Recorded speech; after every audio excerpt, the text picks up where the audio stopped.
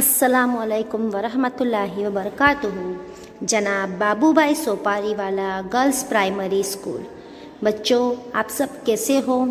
आज से हम दिवाली वेकेशन के बाद द्वितीय सत्र शुरू करेंगे। द्वितीय सत्र में कक्षा 8, विषय हिंदी, विषयांक इकाई 1 पत्र एवं डायरी, यानी कि हम पहली इकाई पहला पाठ आज शुरुआत करेंगे। पाठ की शुरुआत करने से पहले हम कुछ शब्दार्थ पहले देख लेते हैं। शब्दार्थ: रिश्तेदार यानी सगे संबंधी, उपस्थित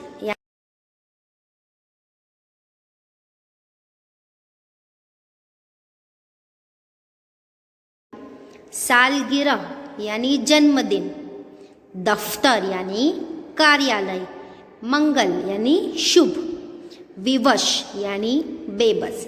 यह शब्दार्थ आपको अपनी हिंदी की कॉपी में द्वितीय सत्र में सुंदर स्वच्छ अक्षरों में जोड़नी का ध्यान रखते हुए 3 बार लिखना है।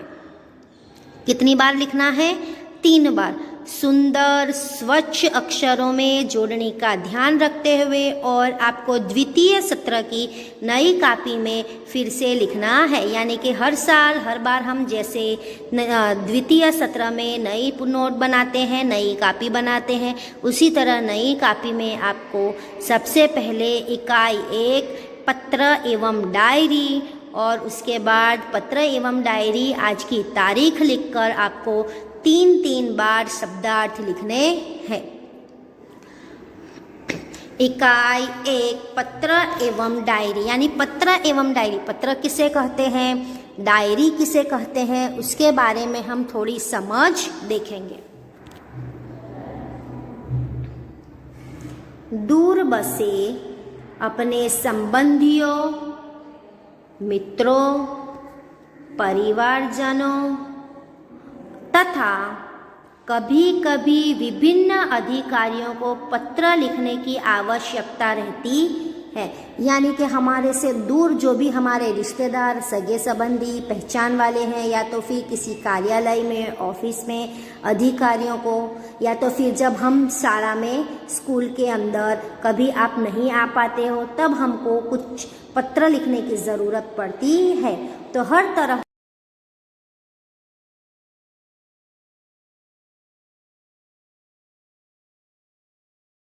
पत्रों के द्वारा हम अपनी बात अत्यंत सुगमता से उन तक पहुंचा सकते हैं। यानी पत्र लिखकर हम क्या कहना चाहते हैं वो सामने वाले तक पहुंचाते हैं। यद्यपि आजकल दूरभाष यानी टेलीफोन और mobile, email, internet, mobile phone आदि द्वारा भी यह कार्य किया जाता है, फिर भी पत्रों का महत्व कम नहीं हुआ है। क्योंकि पहले तो जब मोबाइल फ़ोन और टेलीफोन नहीं होते थे, तब लोग एक दूसरे से पत्र द्वारा संपर्क करते थे, यानी कि अपनी बात दूसरे लोगों तक पहुंचाने के लिए पत्र लिखते थे। आज इंटरनेट, मोबाइल, ईमेल होने के बावजूद भी पत्रों का महत्व कम नहीं हुआ है। क्योंकि अगर हम किसी को कोई डॉक्यूमेंट या सर्टिफिकेट या तो फिर कोई कॉपी पहुंचाना चाहते हैं, तो वो हमें पत्र के द्वारा ही पहुंचानी पड़ती है।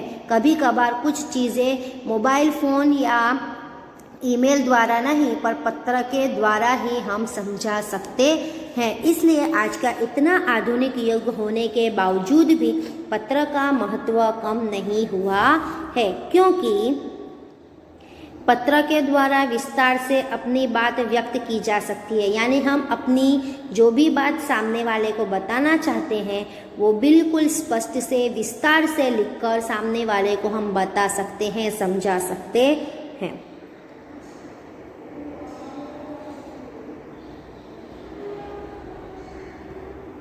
पत्र के द्वारा विचारों को प्रेषित करना अन्य साधनों की अपेक्षा सस्ता है। यानी कि हम हमारे विचार अच्छे से सामने वाले तक व्यक्त कर सकते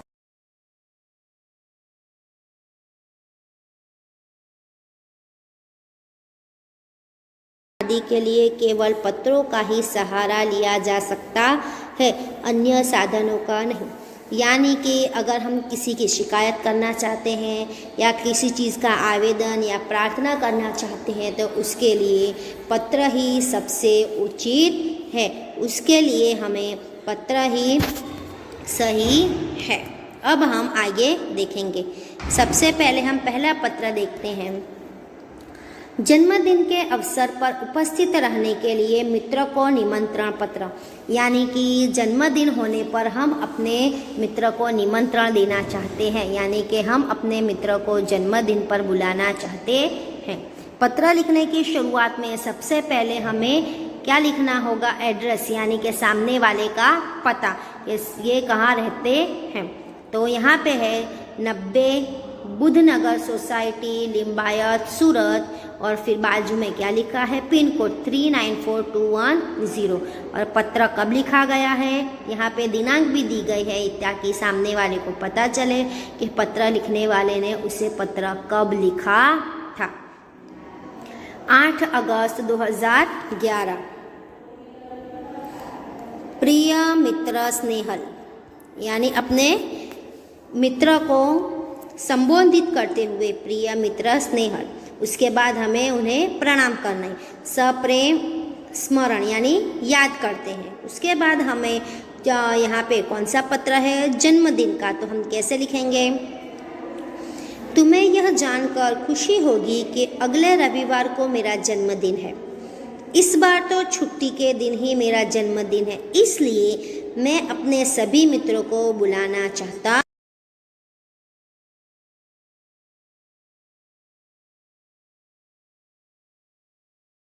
वो सबसे पहले लिखते हैं कि तुझे ये जानकर खुशी होगी कि मेरा जन्मदिन आ रहा है, और अच्छी बात यह है कि इस बार छुट्टी के दिन ही मेरा जन्मदिन है, इसलिए मैं सभी मित्रों को बुलाना चाहता हूँ। तो आज मैं बैठकर सभी को निमंत्रण पत्र लिख रहा हूँ। तुम जानते ही हो कि सालगिरह का दिन कितने आनंद का दिन होता है। ये तो सभी को पता है, आपको भी पता है। जिस दिन हमारा जन्मदिन सालगिरह होती है उस दिन हम कितने खुश होते हैं और हम अपना वह दिन कितने अच्छे से मनाते हैं। उस दिन हमारे कई रिश्तेदार भी यहाँ आएंगे। बिपिन, साजिद, प्रशांत, सानिया आदि सब अवश्य आएंगे। यानी वो अपने मित्र को बताता है, किसे? स्नेहल को, कि यह सभी मित्र भी उस दिन ज़रूर आने वाले हैं, इसलिए तू भी आना। मैं चाहता हूँ कि तुम भी उस दिन यहाँ ज़रूर आओ। यदि तुम नहीं आओगे तो हम सबको बुरा लगेगा, क्योंकि कभी कभी हम पढ़ाई लिखाई में, अपने कामों में, हर चीज़ में इतने व्यस्त हो जाते हैं कि हमें मित्रों से मिलने की भी फुर्सत नहीं मिलती। इसीलिए ऐसे कोई वक्त पर हम सभी मित्र मिलते हैं तो सबको अच्छा लगता है। इसलिए वह स्नेहल से कह रहा है कि इस दिन सभी मित्र आने वाले हैं, तू भी ज़रूर आना। तुम नहीं आओगे तो मुझे बुरा लगेगा। हम तो उस दिन सारा समय आनंद में बिताना चाहते हैं, यानी उस दिन हम बहुत ही आनंद में पूरा दिन बिताना चाहते हैं। दिन भर भोजन, जलसा, खेल आदि होगा और रात को सिनेमा देखने भी जाएंगे। मुझे आशा है कि इस अवसर पर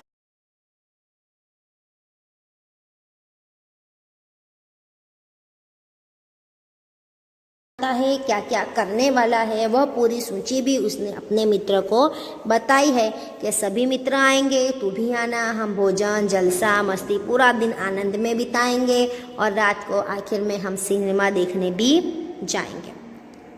तुम्हारे माता पिता को सादर चरण स्पर्श, यानी तुम्हारे माता पिता को मेरा प्रणाम कहना। छोटे भाई कमल और बहन संगीता को प्यार, यानी तुम्हारे छोटे भाई और बहन दोनों को भी मेरी याद देना। तुम्हारे आगमन की प्रतीक्षा करूंगा, यानी कि मैं आशा करता हूँ कि तुम मेरे जन्मदिन पर ज़रूर आओगे। तुम्हारा मित्र साहिल शाह, यानी ये पत्र किसने लिखा है? साहिल शाह ने। और किसको लिखा है? स्नेहल को, अपने मित्र स्नेहल को। यह कौन सा पत्र हुआ? ये जन्मदिन का निमंत्रण पत्र। यहाँ पे क्या दिया गया है? निमंत्रण दिया गया है, इसलिए इसे निमंत्रण पत्र कहते हैं। अब इसके बाद हम दूसरा पत्र देखेंगे। अब हम देखेंगे बधाई पत्र, यानी कि किसी को मुबारकबादी देते हुए बधाई देता हुआ पत्र। सालगिरह जन्मदिन पर बधाई पत्र। अभी हमने पहला पत्र देखा, वो भी सालगिरह का था, लेकिन वह क्या था, सालगिरह का निमंत्रण देता पत्र। और यहाँ पे हमको पता है कि किसी का सालगिरह है तो हम उसे उसकी बधाई देते हैं, तो ये वह बधाई पत्र है। तो सबसे पहले हमें क्या लिखना है, हमें पहले पता लिखना है, एड्रेस लिखना है, किसका, जिसको हम पत्र भेज रहे हैं। तो यहाँ पे क्या दिया गया है, पता, शांति सदन, रावपुरा, बड़ौदा। यहाँ पे बड़ौदा का हमें एड्रेस दिया गया। और ये पत्र कब लिखा गया था, 10 अगस्त 2011। यह पत्र 10 अगस्त 2011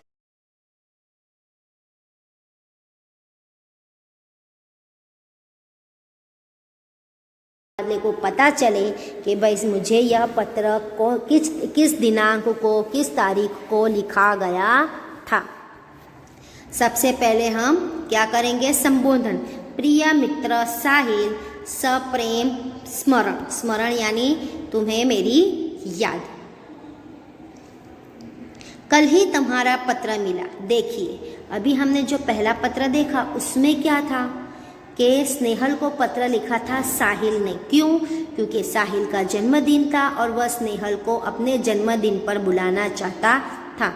वह था निमंत्रण पत्र, यानी साहिल ने निमंत्रण दिया था किसे, स्नेहल को। अब स्नेहल को यह पत्र मिल चुका है और स्नेहल पत्र के द्वारा साहिल को उसकी जन्मदिन की बधाई दे रहा है।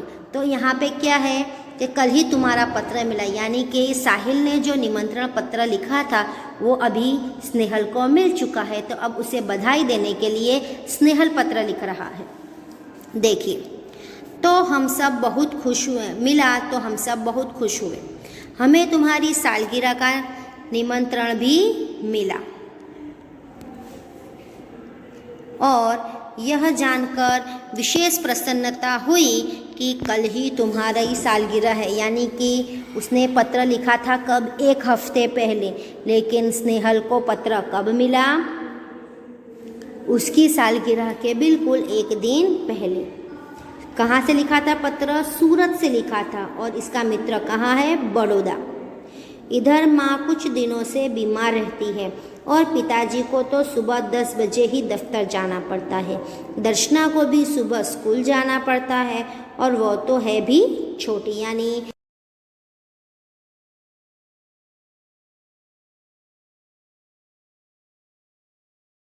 है और पिता सुबह 10 बजे दफ्तर चले जाते हैं।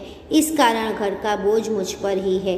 अब तुम ही कहो, यह सारा बोझ किसको सौंपकर तुझसे आ मिलूं।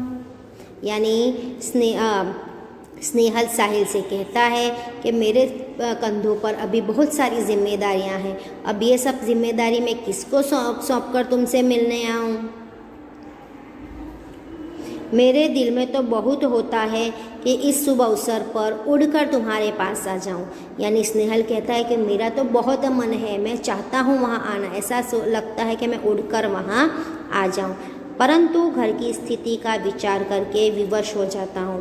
यानी घर की स्थिति का सोचकर मैं बेबस हूँ और मन करते भी नहीं आ सकता। यानी मेरा मन है, मैं चाहता हूँ आना, फिर भी मैं आ सकता नहीं हूँ। तुम तो अब 1 साल बड़े हो गए हो, इस अवसर पर मैं तुम्हें बधाई क्यों न दूँ। यानी वह उसे स्नेहल साहिल को उसकी जन्मदिन सालगिरह की बधाई देता है कि अब तो तुम 1 साल और बड़े हो गए हो, तो मैं तुम्हें बधाई क्यों ना दूँ, तुम्हें क्यों मैं मुबारकबादी न दूँ। मैं तो चाहता हूँ कि बार बार तुम्हारी सालगिरह आया करे और हमें खुशियाँ मनाने का मौका मिले। यानी स्नेहल कहता है कि मैं चाहता हूँ कि तुम्हारी सालगिरह बार बार आए और बार बार हमें यह खुशियाँ मनाने का मौका मिले। इस मंगल अवसर पर, यानी इस शुभ अवसर पर, इस इतने अच्छे दिन पर उपस्थित न रह सकते हुए भी मेरे दिल में तुम्हारे लिए शुभकामनाएं हैं। इतने अच्छे मौके पर, इतने अच्छे दिन पर मैं वहाँ उपस्थित नहीं हूँ, फिर भी मेरे दिल में तुम्हारे लिए प्यार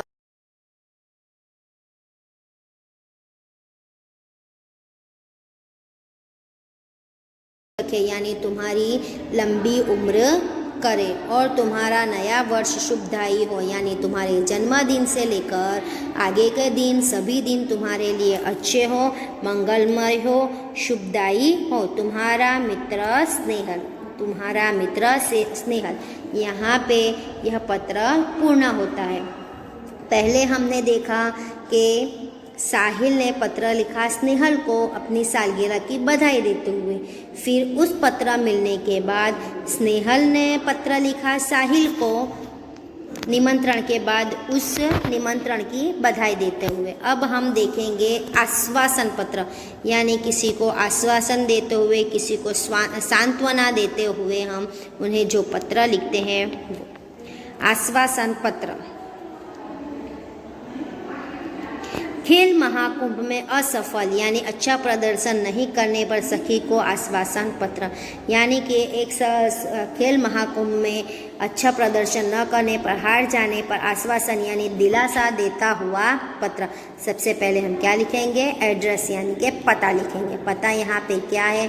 मातृछाया स्टेशन रोड, कालूपुर, अहमदाबाद। और कब लिखा गया है ये पत्र? 17 नवंबर 2011।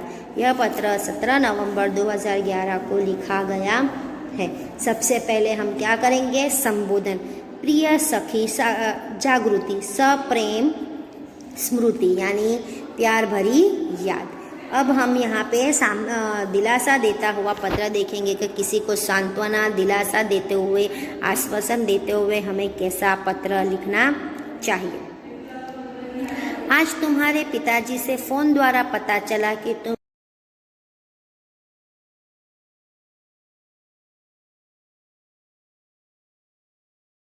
बताती है जागृति को कि तुम्हारे पिता से जब मेरी आज फ़ोन पे बात हुई तो मुझे पता चला कि तुमने खेल महाकुंभ में हिस्सा लिया था, जिसमें तुम्हें गोला फेंक में असफलता मिली, यानी कि तुम उसमें सफल नहीं हुई। इस समाचार से मुझे बहुत दुख हुआ कि तुम्हारा इस प्रतियोगिता में प्रदर्शन अच्छा नहीं रहा, यानी कि तुम हार गए, तुम्हारा प्रदर्शन अच्छा नहीं रहा। ये सुनकर मुझे बहुत दुख हुआ। हमने तुमसे बहुत आशा लगा रखी थी कि तुम जिले में प्रथम आओगे, यानी उस अवनी कहती है कि हमें तुमसे बहुत आशा थी, हमें लगा था कि तुम जिले में प्रथम आओगी और हमारा नाम रोशन करोगी। प्रिय सखी, खेल में हमेशा जीतना ही महत्वपूर्ण नहीं होता। अब तो जो कुछ होने वाला था हो गया है, यानी कि ज़रूरी नहीं कि हर बार हमें जीत ही मिले, हमें सफलता ही मिले, और जो होना था वो तो हो चुका। उस चीज़ को लेकर हमें शोक मनाना नहीं चाहिए, इसलिए उसका शोक न करना चाहिए और इस असफलता से निराश भी न होना चाहिए। यानी कि अवनी कहती है कि जो होना था वो तो हो चुका, उसे हम बदल नहीं सकते, पर उसका शोक न मनाकर असफलता से निराश होना चाहिए नहीं। असफलता भी सफलता का सोपान है, यानी असफलता भी सफलता का एक सोपान है। असफलता ही आगे जाकर तुम्हें सफलता देगा। सफलता उन्हीं के चरण चूमती है जो अपने ध्येय प्राप्ति के मार्ग में डटे रहते हैं, यानी कि जो लोग हिम्मत नहीं हारते, बार बार प्रयत्न करते रहते हैं, डटकर उसका मुश्किलों का सामना करते हैं। सफलता हमेशा उन्हीं के चरण चूमती है, यानी कि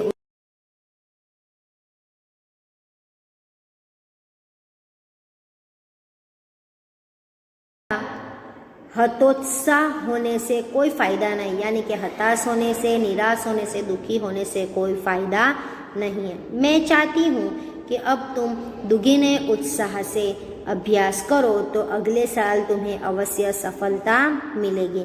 यानी कि अवनी कहती है कि मैं चाहती हूँ कि तुम और मेहनत करो और उत्साह से और अच्छे से तैयारी करो, ताकि अगले साल तुम्हें यह प्रतियोगिता में कोई हरा ना पाए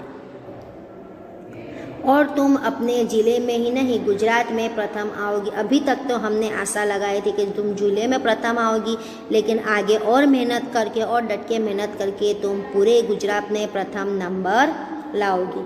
मुझे आशा है कि तुम मेरी बात मानोगी और अपने अभ्यास में मनोयोग से लग जाओगी। यानी मुझे आशा है, मैं आशा करती हूँ और मुझे तुम पर पूरा भरोसा है, पूरा विश्वास है कि तुम और मेहनत करोगी, मेरी बात मानोगी और इसमें मेहनत करके मन से अपनी मेहनत करके अभी से लग जाओगी ताकि अगले साल तुम इसमें प्रथम आ सको। तुम्हारी सखी अवनी। तुम्हारी सखी अवनी। यहाँ पे हमारा यह पत्र भी पूर्ण होता है। धन्यवाद।